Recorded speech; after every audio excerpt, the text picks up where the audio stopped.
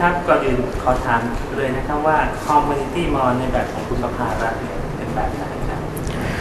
ต้องบอกก่อนนะคะว่าก่อนอื่นเราต้องเข้าใจคอนเซปต์ของคำว่า Community Mall ก่อนคือ Community Mall เนี่ยคือมอสำหรับชุมชนนะคะดังนั้นเนี่ย Community Mall เนี่ยที่สำคัญก็คือจะต้องตอบสนองความต้องการของคนในชุมชนรอบข้างแล้วก็ความต้องการของลูกค้ากลุ่มเป้าหมายของเราซึ่งเราตั้งใจที่จะให้เขามาใช้บริการในมอของเราก็คือเป็นการตอบโจทย์ไลฟ์สไตล์ของคนลูกค้ากลุ่มนั้นๆที่ชัดเจนถามว่าเป็นแนวไหนต้องบอกก่อนว่า Community Mall ไอสไตล์เนี่ยจะเป็นสำหรับกลุ่มนักศึกษากลุ่มคนในชุมชนในคอนโดมิเนียมแถวนั้นนะคะรวมถึงอพาร์ตเมนต์หอพักต่างๆแล้วก็บ้านครัวเรือนทั้งหลายที่อยู่รอบๆนะคะมากกว่า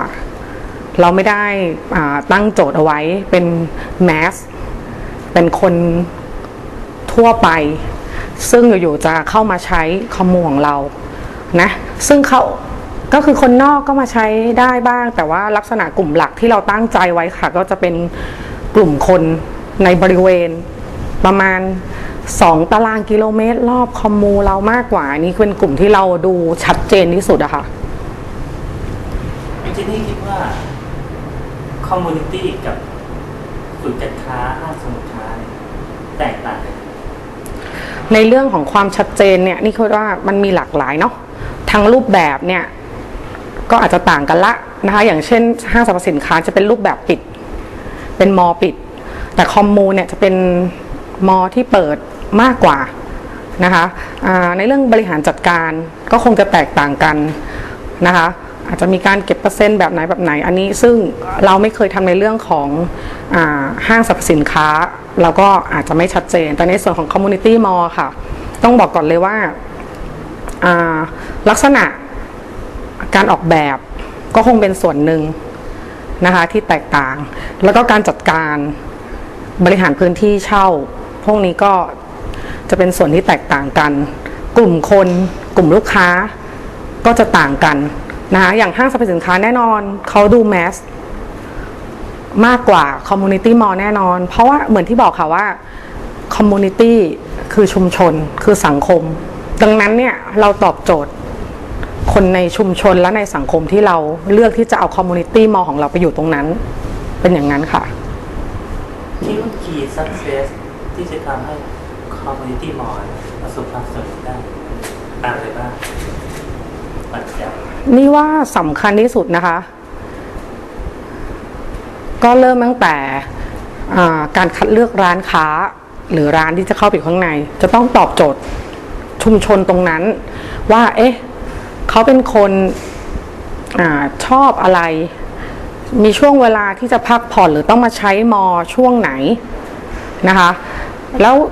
ชีวิตประจำวันเนี่ยเขาต้องการอะไรความสำเร็จก็คือ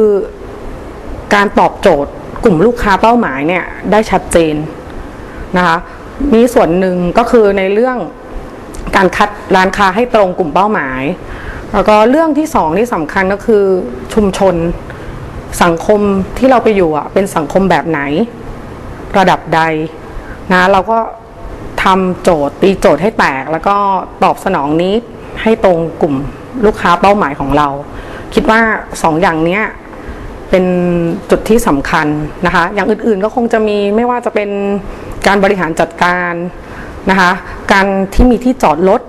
อย่างเงี้ยซึ่งตอนนี้การจอดรถก็สำคัญมากการดูแลความปลอดภัยพวกนี้เป็นสิ่งที่สำคัญหมดเลยค่ะแต่นี่คิดว่าที่ชัดที่สุดการเลือกร้านค้าที่ดีนะคะแล้วก็ในส่วนของการตอบโจทย์กลุ่มเป้าหมายชัดเจนกลุ่มชุมชนชัดเจนค่ะ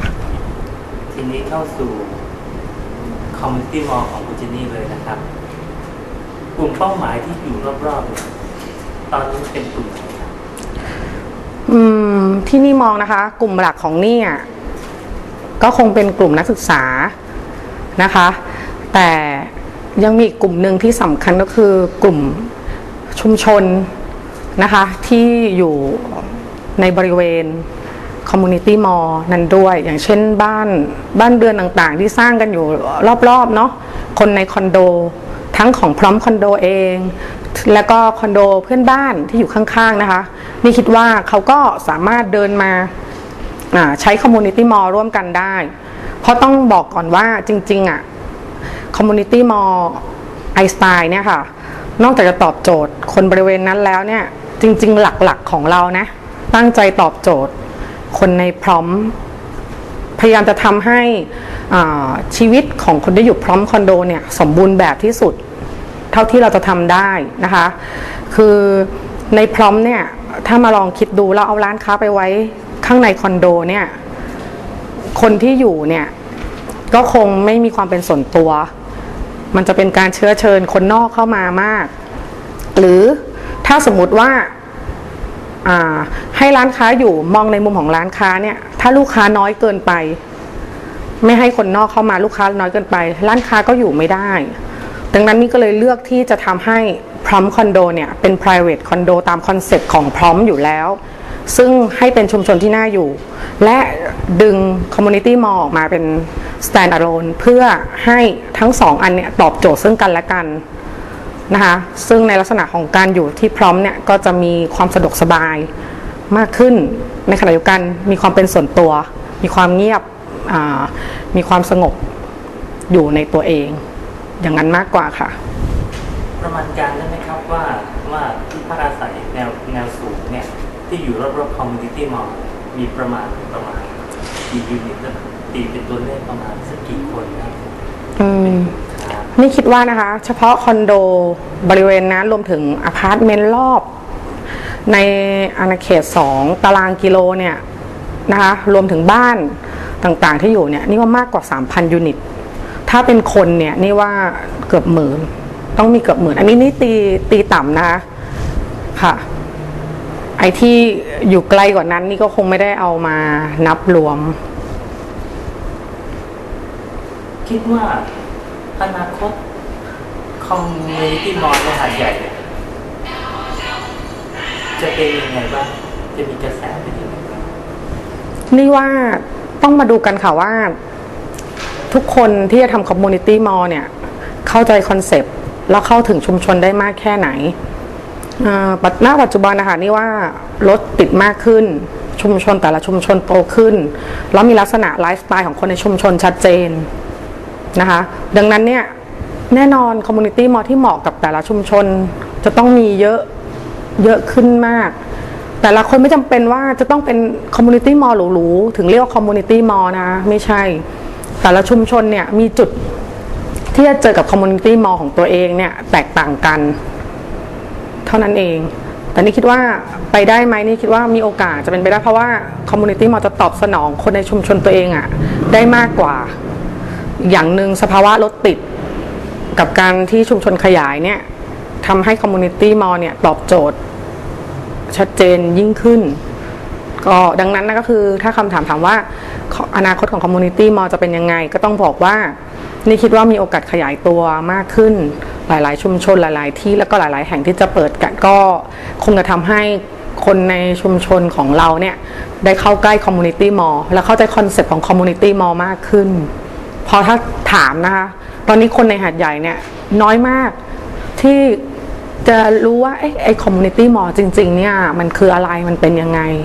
นี่คงคิดว่าคงจะใกล้ชิดมากขึ้นและเข้าใจคอนเซ็ปต์มันมากขึ้นสำหรับคอมมูนิตี้มอลของคุณประภารัตน์นะครับตอนนี้อยู่ในขั้นตอนไหนครับก็จะเป็นในช่วงของการคัดเลือกร้านค้านะคะคือหลังจากที่เราเนี่ยได้ประชาสัมพันธ์ออกไปให้เปิดจองเนี่ยก็จะมีลูกค้าจำนวนมากนะสนใจก็ขอรายละเอียดไปแล้วก็รวมทั้งบางท่านเนี่ยก็ได้ส่งรายละเอียดของข้อมูลร้านค้าแล้วนะคะแต่ถ้าถามว่าอยู่ในขั้นไหนก็ต้องบอกคัดเลือกเพราะว่าก็เหมือนที่บอกค่ะสำคัญ Key Success ที่สำคัญก็คือเลือกร้านค้าให้ตรงกับกลุ่มเป้าหมายนะคะแล้วก็สังเกตชุมชน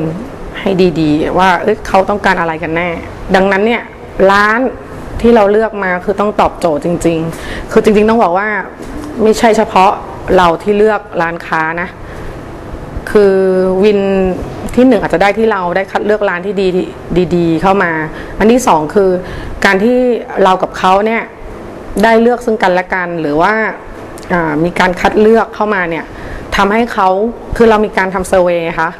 ว่าความต้องการของลูกค้าเป็นแบบไหนการที่เขาได้มาอยู่ในจุดที่ตรงจุดกับกลุ่มลูกค้าเนี่ยแล้วเราเลือกเข้ามาเนี่ยก็จะทำให้เขาขายของง่ายขึ้นการทำคอมมูนิตี้มอลล์ให้สำเร็จเนี่ยระหว่างเจ้าของโครงการกับร้านค้าจะต้องเดินไปด้วยกันนะคะก็คือสำเร็จด้วยกันอะถ้าสมมติว่าคนไหนเนี่ยเราดูแล้วมันยังไม่ตรงเป็นร้านที่ดีนะคะแต่ยังไม่ตรงกลุ่มเป้าหมายหรือไม่ได้ตรงตามความต้องการเนี่ยเราจะให้เขามาลงทุนทำไมอันนี้คือเขาจะเสียเปล่าดังนั้นเนี่ยถ้าเราเดินไปด้วยกันได้ก็คือเราก็ต้องอธิบายกันชัดเจนค่ะคุณต้องมีระเบียบมีวินัยแล้วก็เราถึงจะประสบความสำเร็จร่วมกันก็คือคัดเลือกได้เบื้องต้นเนี่ยคอนเซปต์การออกแบบวางไว้ยังไงบ้างครับอันนี้ต้องบอกว่าจริงๆเราได้เชิญสถาปนิกซึ่งมีความละเอียดแล้วก็ตั้งใจทำงานในงานชิ้นนี้นะแล้วก็เป็นคนที่มีชื่อเสียงอยู่แล้วในการทำงานออกแบบเนี่ยก็คือคุณชัยแดนเสถียรซึ่งมาวางตั้งแต่คอนเซปต์จัดกลุ่มโซนร้านค้านะคะแล้วก็ออกแบบทั้งงานสถาปัตย์ให้เราทั้งหมดนะคะการออกแบบเนี่ยค่อนข้างจะไปในแนวของวัยรุ่นเพราะว่าชุมชนมอเนี่ยเป็นชุมชนของนักศึกษานะคะแล้วก็คนทำงานนะคะเป็นโซนนั้นมากกว่าถามว่าก็ต้องแน่นอนค่ะมีดีไซน์ที่ทันสมัยนะคะแล้วก็มีสเปซให้เขาได้ทำกิจกรรมตอบโจทย์ของนักศึกษาแล้วก็ชุมชนแถวนั้นนะคะแล้วก็อีกส่วนคือต้องกลมกลืนกับธรรมชาติเราไม่ได้ทำแล้วก็หลุดคอนเซปต์หรือทำลายธรรมชาติหรือเพื่อนบ้านเราก็ต้องทำแล้วก็ให้ทุกคนอยู่ร่วมกันแล้วก็สบายใจนะเราจะมีการแบ่งโซนเสียงดังได้โซนนี้เสียงดังไม่ได้ติดกับชุมชนเป็นอย่างนี้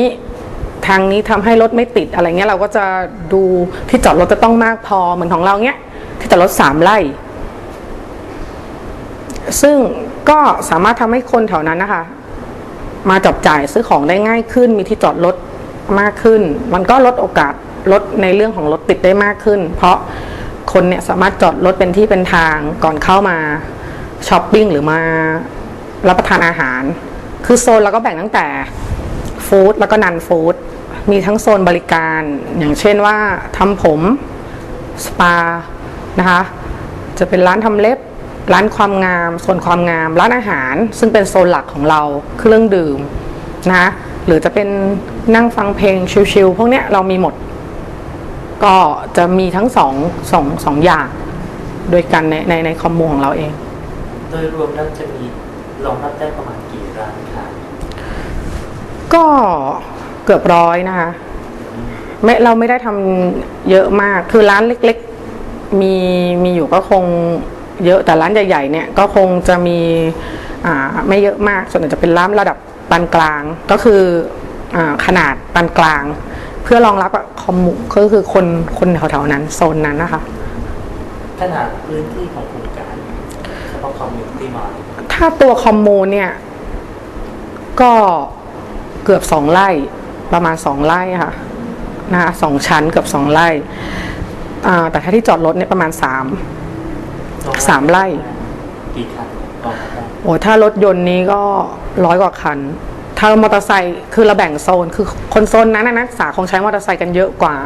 เราก็แบ่งโซนไว้ให้มอเตอร์ไซค์เยอะพอสมควรแล้วก็รถยนต์เนี่ยก็ยังสแปร์ไว้อีก100 กว่าคันค่ะที่จะไม่ไปยุ่งเกี่ยวกับของพร้อมเลยใช่ไหมใช่ค่ะพร้อมคือ private condo ที่จอดรถของพร้อมกับ community mall แยกกันคนละ3 ไร่ในเท่ากันสุดท้ายก็ฝากเชิญชวนหน่อยครับว่าอนาคตเนี่ยพอเกิดคอมมูนิตี้มอลล์แล้วเนี่ยอยากให้กลุ่มค้าใช้บริการเราอย่างไรบ้างอะไรอย่างเงี้ยสำหรับนี่เองแล้วนะคะตอนนี้ก็ต้องเชิญชวนร้านค้านะคะที่ มีความสนใจในการลงทุนเพราะว่าเหมือนคอมมูนิตี้มอลของเราเป็นไนท์ไลฟ์คอมมูนิตี้มอลความแตกต่างก็คือไนท์ไลฟ์นะคะเปิดตั้งแต่5 โมงจนถึงเที่ยงคืนดังนั้นเนี่ยบางทีคนทำงานที่มีงานอยู่แต่มีฝันเนี่ยก็สามารถเปิดร้านที่ตัวเองอยากทำได้เป็นการใช้เวลาว่างให้เป็นประโยชน์หาตังค์ได้มากขึ้นนะคะแค่คุณมีคอนเซปต์ดีๆมีความตั้งใจที่อยากจะทำร้านที่มีคอนเซปต์เป็นของตัวเองเนี่ยคุณก็สามารถเดินเข้ามาพูดคุยกับเรานะแล้วก็เชิญชวนร้านที่มีประสบการณ์ต้องการจะขยายกลุ่มตลาดอยู่แล้วโดยเฉพาะกลุ่มวัยรุ่นคนทำงานนะคะหรือร้านอาหารเนี่ยเข้ามาสอบถามเข้ามาพูดคุยกับเราได้นะคะอยากให้เข้ามาดูค่ะเป็นการตอบโจทย์ซึ่งกันและกันนะคะเปิดโอกาสซึ่งกันและกันก็ลองศึกษาดูค่ะแล้วก็อย่างหนึ่งคือโดยเฉพาะปีแรกเนี่ยเรามีโปรโมชั่นพิเศษอยู่แล้วสำหรับร้านค้าเราต้องการให้คุณเนี่ยจ่ายค่าเช่าประหยัดเพื่อเอาเงินไปแต่งร้านให้สวยๆดังนั้นในช่วงปีแรกเนี่ยเราจะมีโปรโมชั่นราคาพิเศษหมดเลยก็ยินดีต้อนรับร้านค้าทุกร้านนะคะเข้ามาเป็นเพื่อนในการทำธุรกิจร่วมกันกับเราเพราะว่าความสำเร็จของ Community Mall เนี่ยเกิดจากความสำเร็จของทั้งสองฝ่ายทั้งทางโครงการแล้วก็ทั้งตัวหลักที่เข้ามาอยู่กับเราด้วยค่ะหากร้านที่สนใจนะครับสามารถยื่นรายละเอียดของร้านเนี่ยได้ช่องทางไหนครับเบอร์โทรศัพท์อะไรค่ะก็ตามป้ายเนี่ยก็จะติดไว้ทั่วอยู่แล้วนะคะหรือเข้ามาดูในเว็บไซต์ก็ได้นะคะwww iamistyle.com นะคะหรือโทรเข้าเบอร์โทรของพร้อมก็ได้ค่ะก็คือเบอร์ลงท้ายด้วย9999อันนี้จำไว้ได้เล็กสำหรับลูกค้าคุณจะต้องอดใจรออีกนิดนึงคาดว่าน่าจะใช้ระยะเวลาประมาณเท่าไหร่ครับถ้าถามถึงตรง Community Mall นะคะคงจะต้องสร้างพร้อมๆกับคอนโดค่ะก็คือว่าคงจะเสร็จใกล้เคียงกันเลยล่ะก็นี่คาดว่าประมาณปีหน้าประมาณเดือนกันยายนนะคะก็น่าจะได้เปิดใช้ละค่ะ